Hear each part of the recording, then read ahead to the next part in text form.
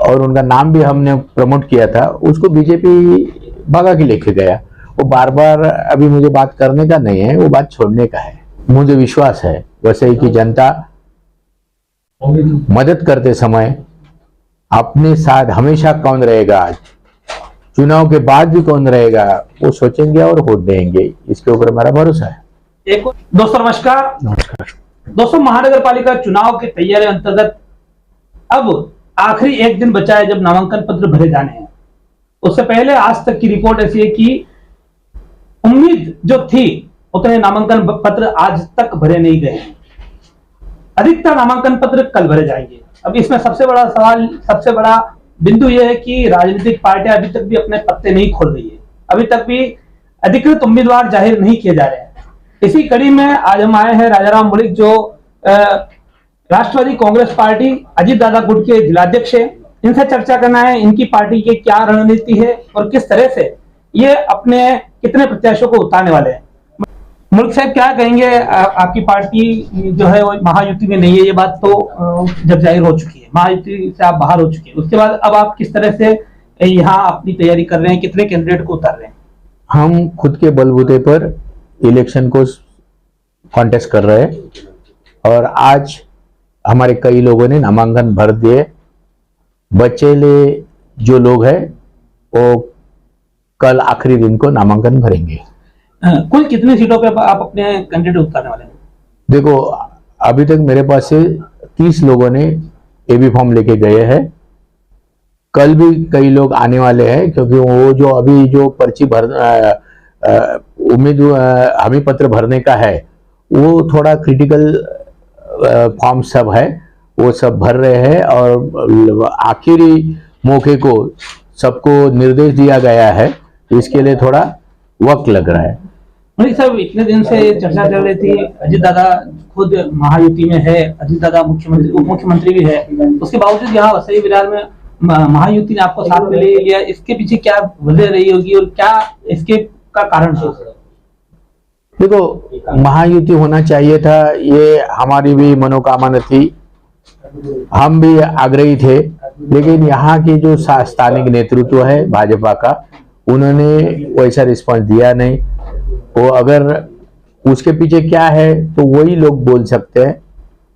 हम तो आग्रही थे, हमने युति तोड़ा नहीं था, लेकिन वो लोगों को युति करने का नहीं था, इसके लिए उनके पास से रिस्पांस कुछ आया नहीं।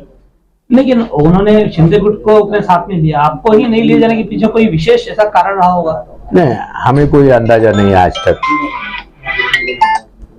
आपने ये भी कहा कि आपको उन्होंने काफी दिनों तक, आपका कई जगह पे वो बयान आया कि कई दिनों तक आपको उन्होंने इस मुखालते में रखा कि हाँ हम आपके साथ जाने वाले हैं, और एंड समय पर आपसे मना कर दिया कि ये सही है। हाँ, वो सही है। क्या बहुत बार डिस्कशन के लिए हमको बुलाया था, आपको कितना जगह मांगता है, मैं इतना देगा, इतना करेंगे, ये पीछे लो, वो आगे लो, ऐसा सब हो गया। लेकिन अभी क्या, हम युद्ध भूमि में है तो पीछे क्या हो गया वो बात फिर उबारना अच्छा नहीं, इसके लिए हम सब भूल गए। हम खुद के बलबूते पे हम इलेक्शन का सामना करने वाले हैं। अब आप खुद के बलबूते पे जब उतर रहे हैं तो आपका मुख्य प्रतिद्वंदी कौन है? बहुजन विकास आघाड़ी रहेगी या महायुति रहेगी? नहीं, हमारा दोनों प्रतिद्वंदी है। जो हमारे सामने खड़े हैं उनको हम प्रतिद्वंदी समझते हैं। जैसा आपने अभी कहा कि 30 के लगभग आपके एबी फॉर्म जा चुके हैं, और क्या उम्मीद है कल तक कितने और जा सकते हैं? टोटल अकाउंट जो कहते हैं, कितने कैंडिडेट की आपकी संभावना है? कल और 10 बढ़ने की संभावना है, यानी टोटल 40 होने की संभावना है। क्या आप खुद किसी बार से चुनाव लड़ रहे हैं? नहीं, मैं देखो, पार्टी का लीडर करके मुझे सबको संभालना पड़ेगा, सबके ऊपर ध्यान देना पड़ेगा, इसके लिए मैं चुनाव कॉन्टेस्ट नहीं कर रहा हूँ। आपको क्या लगता है जिन 40 सीटों पर आप चुनाव लड़ रहे हैं, वहां की आपकी ग्राउंड रिपोर्ट क्या है?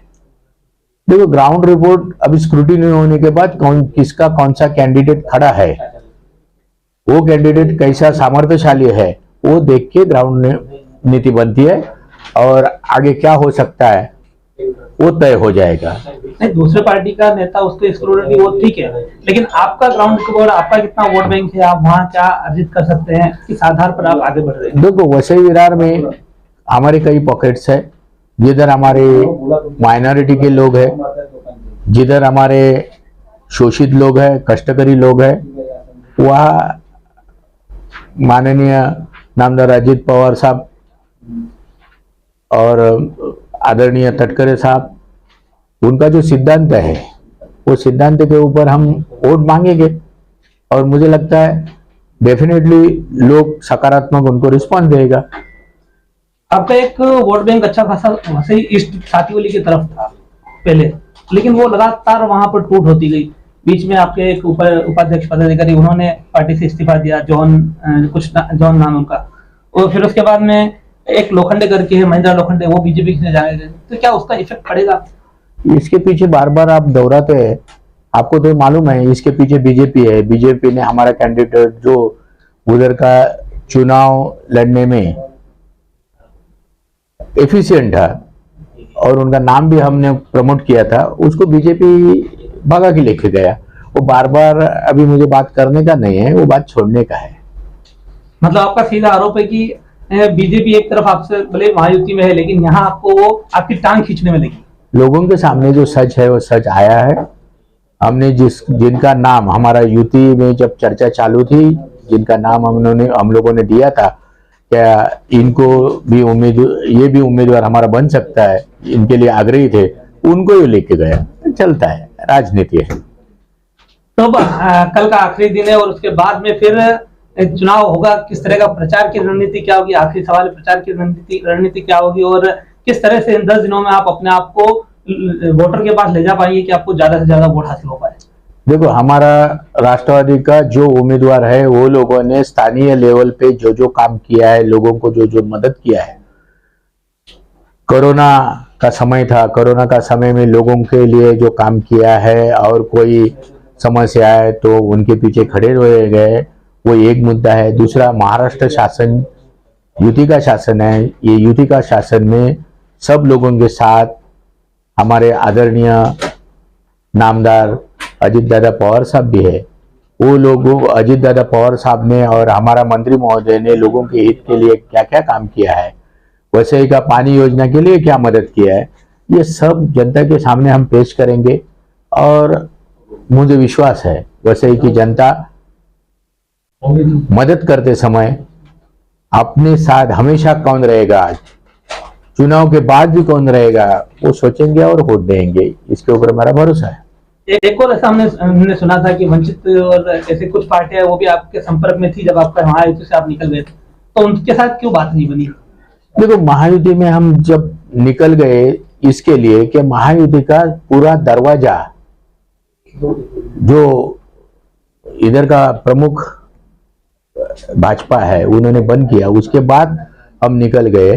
खाली हमारे पास 4 दिन बच गए थे, 4 दिन में हमारा किसी के साथ चर्चा हो नहीं पाया, इसके लिए बाकी पक्ष आ नहीं सके। तो ये हम बात कर रहे थे एनसीपी पार्टी के जिलाध्यक्ष राजाराम मुनिक जी से। उन्होंने बताया किस तरह से क्या क्या हुआ, क्या क्या इनके आगे के प्लानिंग है। इनके 40 कैंडिडेट की उम्मीद इनको है, अभी तक 30 एबी फॉर्म दे चुके हैं और 10 एबी फॉर्म कल और जाने की उम्मीद है।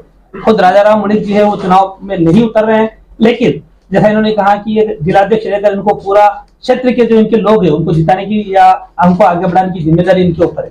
तो कहीं ना कहीं यहाँ एक बार फिर सवाल यही आता है कि महायुति में क्या सब कुछ सही है? महायुति में जिस तरह से भारतीय जनता पार्टी ने अपनी सरकार बनाई, दोनों ही घटक दल शिंदे गुट हो या अजित दादा गुट, उनको साथ में लेकर, लेकिन बाद में क्या बीजेपी उनके साथ न्याय कर रही है, एक सवाल बड़ा है। फिलहाल आज की चर्चा को यहीं पे रोकेंगे। आज के लिए अभी के लिए इतना ही। नमस्कार, धन्यवाद, जय हिंद, जय महाराष्ट्र। हमारे चैनल सैफ न्यूज लाइव पर अपने व्यापार और सेवा से संबंधित विज्ञापन प्रसारण हेतु दिए गए मोबाइल नंबर पर संपर्क करें।